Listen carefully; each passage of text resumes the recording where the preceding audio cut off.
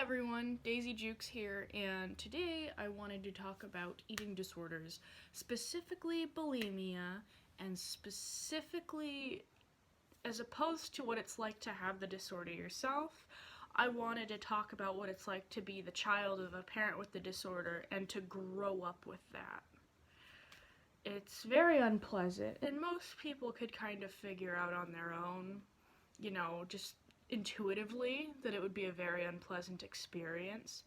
But it's hard to know exactly how it is an unpleasant experience without living through it yourself. It is terrible, it is scary. There's a lot of things you have to go without, and a lot of things you have to take into account, a lot of things you have to see, and a lot of things you have to hear that normal kids growing up don't. And of course, trigger warning, this is about eating disorders and specifically bulimia. It is also about childhood trauma, so just as a warning, this is a very sensitive topic. Now let's get started. I'm going to be using flashcards again today. One of the things that most people probably don't think of when they think about eating disorders, specifically bulimia, is how it affects the food supply in the home. This leads us to discussing the cupboard. When you have a parent with bulimia, or at least me having a parent with bulimia and growing up with that, you find that usually food in the house is first come, first serve. At least when you get to the age where you can start buying food on your own. This probably started to really become a problem when I was 16 and I had to buy my own food. But when there was nothing to eat in the house when I was a kid, we'd just go to the store and get some for me. The cupboards of a home with someone with bulimia in it are usually very barren, and usually food is bought in increments of not much in the house at all, to a lot being bought at once, and of course that food disappearing because your family member went on a binge. When there is food in the house, it disappears, and food kind of becomes like, for lack of a better term, an extremely deflated currency, right? You kind of have to grab what you can when you can. Usually if you eat the person who was planning their binge's food, they get really mad. And I didn't really know that this was unusual until I started going over to friends' houses and started having friends come over to my house. It actually started with my second boyfriend coming over to my house and looking into the cupboard and the fridge for like a snack for us. And he said, "Justine, why is there never anything in here?" And I didn't know what to say.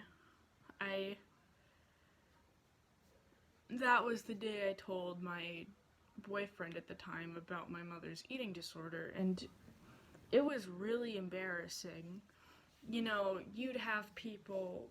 You also have to deal with people in school noticing that your mom's kind of thin, kind of has the sunken in eye sockets, the voice is kind of, and they know something's up, I'd get that a lot, and it led to me having a lot of altercations in school. None physical, because, I grew up in the time period where you didn't really settle things like that. But the main point of that one, though I went off track a little bit, is that food supply in the house is very, it fluctuates a lot. And that's not the only aspect of the home that is drastically different than a normal home. In a home with a person with bulimia, there's sort of an unspoken, very inconvenient for the other person bathroom schedule, in which a shower, which is just code for them drowning out the sound of their puking by running the faucet, is probably about an hour, sometimes more. Basically, they're trying to make themselves vomit until nothing else comes out. And it's a very forceful thing, and it can take a long time. So here's something I heard a lot, especially in the recent years. Are you going to need the bathroom? This is what I'd get told. This is still what I get told pretty much every night before my mother has a purge.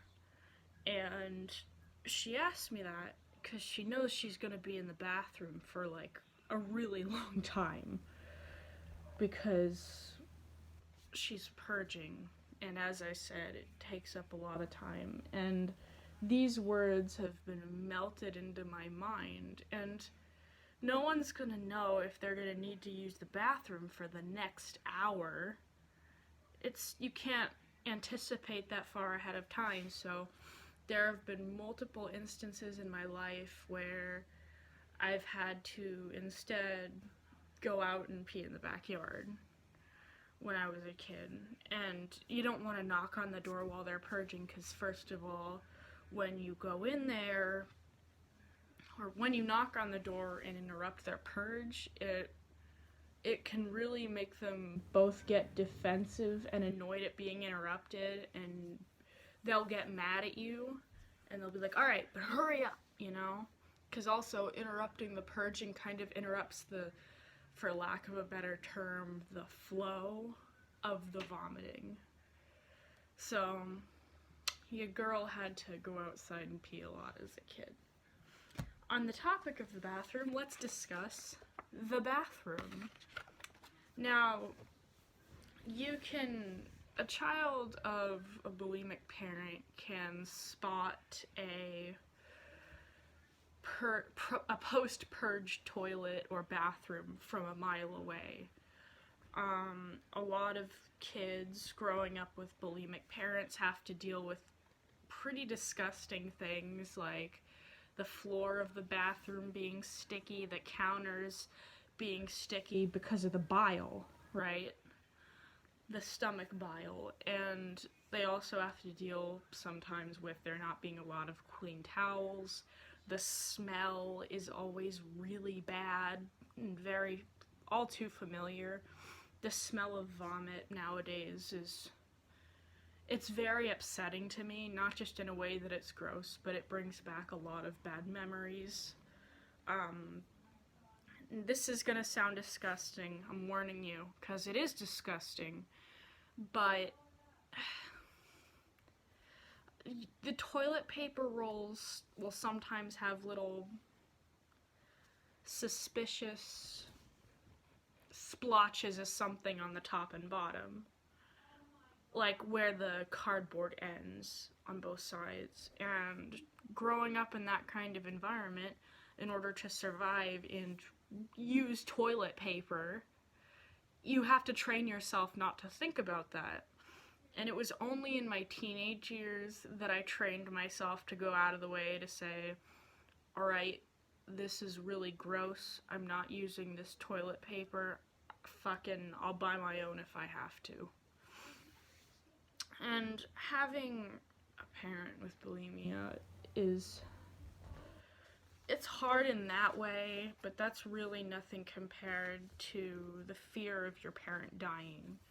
'Cause as a kid, it's scary to hear, like, your parent in the bathroom gagging every single night, and you can tell they're vomiting, and bulimia vomiting purging sounds a lot more harsh and intense than if you eat too much or you get a little too drunk and you just kind of like, ugh. It's very loud and a lot more violent, and when I was a kid, it almost felt like I could hear it shaking the house. And I've begged my mom so many times to stop, but you can try begging, but old habits die hard. Now, a lot of times someone who is bulimic didn't just get that way overnight. They've probably been that way for years, right? And it's a hard habit to break. I've discussed it with my mom, and the way she describes both the fact that her stomach can't hold as much food as it used to, and she's scared she's gonna die from overeating, which I at first thought was a cop-out, still is kind of a cop-out, because it's her postponing recovery to get a feeding tube or something to, like, make the size of her stomach normal again. But it's also actually true. If you are bulimic or anorexic and your body is not used to taking in a lot of food, and like your stomach is like what, this big, when normally your stomach is about this big without any food in it, and it's made to stretch. If you get to a certain point, like some people with bulimia who are 5'10" are 95 pounds, if you can believe it, and basically on death's door, and they can only survive on scraps because eating a full-size sandwich could kill them.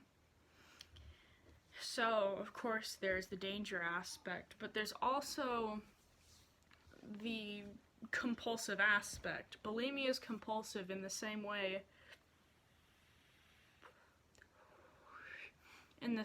nicotine addict craving nicotine is compulsive. You can't just stop. It's not, I'm reluctant to call it an addiction, because obviously I have no true background in psychology other than being a patient and a victim, which doesn't qualify me to speak on things that I haven't studied at length. But from the way it's been described to me, it's kind of like something you can't not do. In the same way that addiction has its compulsions, so does bulimia. And you go on your binge because you can't regulate that. When you have bulimia, the whole point is you eat a lot and you can't stop yourself. And it's hard.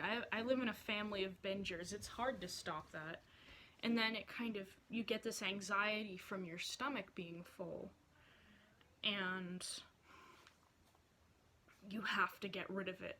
It's a panic, it's a Pavlov's dog type of thing, where you associate your stomach being full with having to clear it out. And, obviously, when you are the person with the habit, you can be afraid of yourself dying, either for your sake or the sake of your child, but you kind of have a sense of, I'll worry about being fine later. Right now I have to do this. And your last time seems to get postponed indefinitely. And I think one of two most important things, this is the first one I'm going to show you, is that affects a child of a parent with an eating disorder, is looming fear. The looming fear is why I have begged my mom not to keep doing this. When I was a child, I didn't understand it. I was just scared because I could always hear my mom throwing up. And I brought it to my dad, and my dad, who of course was an adult while I was like 8, knows what my mom does. My parents are divorced, but I went over to his house and I was like, I always hear mommy throwing up, I'm really scared. He knew what that was, but I, a child, didn't. And of course, my dad told my mom, hey, our kid can hear you throwing up, and she's really scared. And my mom got very, very defensive and started telling me, no, that's me spitting in the sink, which is I wasn't even a stupid kid, and that wouldn't have fooled even the most naive of kids. It was, you don't go when you're spitting in the sink. But as I grew up and got older and started to understand what it was, my first real understanding of it came from this American Girl doll book called The Care and Keeping of You that talked about eating disorders. A lot of people had that book, I found out later.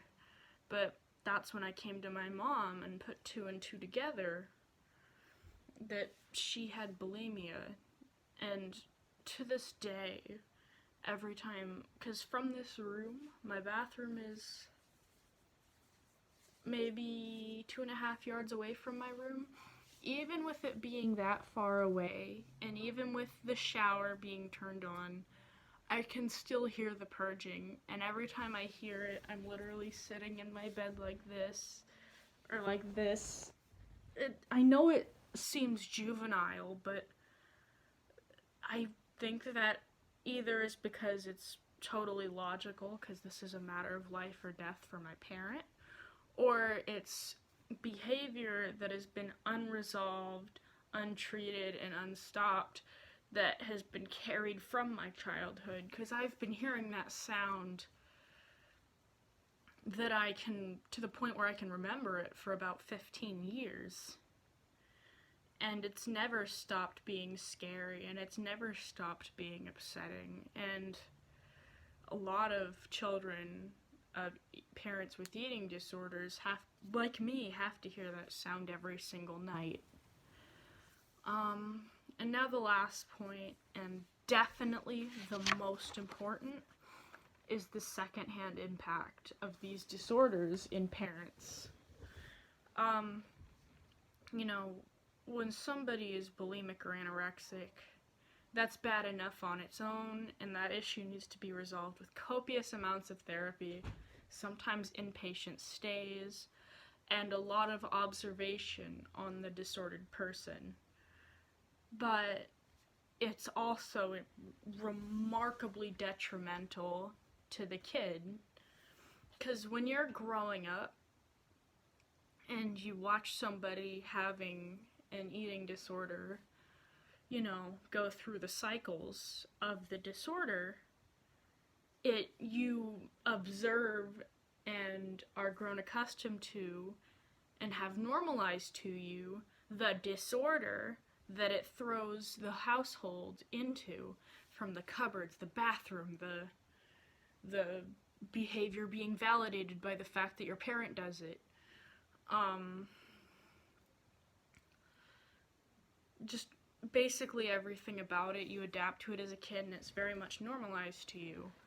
And not only that, usually when your parent binges, you're predisposed to binging when your parent has an eating disorder, even though it's a disorder acquired through... It's not necessarily a hereditary disorder in and of itself. The tendencies that lead to the disorder, such as binging, tend to be genetically passed on. Like, I binge a lot, and I kind of have an eating disorder of my own. It's not bulimia. I've definitely gone through a phase in my life where I purged, which I wouldn't have done without the influence, which is very startling, because I was young. But I'll go through periods of time where I'll squander my appetite with my Vyvanse so that I won't eat anymore. It's kind of like a weird schedule, like if you can imagine filling up a bucket with water as opposed to eating, where you're like, alright, I'm gonna dump this bucket of water that is equal units to the size of this bucket of water into the bucket of water. Alright, the bucket of water is full, as opposed to going back to my normal eating habits or water pouring habits where, you know, the hole at the bottom of the bucket of water will naturally make it go down, and I'll know to pour more water into the bucket when the bucket gets dry.